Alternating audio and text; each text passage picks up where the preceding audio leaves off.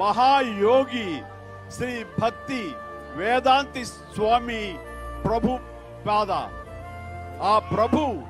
ఆ స్వామి డబ్బులు లేక మన హిందూ మత ఔన్నత్యాన్ని ప్రపంచ దేశాలకి చాటి చెప్పాలి అంటూ మొట్టమొదటగా ఖండాంతరం వెళ్ళిన వ్యక్తి ఆయన. గతంలో వివేకానంద స్వామి వెళ్ళారు, ఎంతో మంది వెళ్ళారు. వెళ్ళిన తర్వాత ఈయన 1965లో ఒక కార్గో షిప్ లో డబ్బులు లేక అమెరికా న్యూయార్క్ ఏదో రకంగా బతిమాలి బామాలకు వెళ్లి అక్కడ 1966లో ఇస్కాన్ అని ఈ సంస్థను ప్రారంభించారు.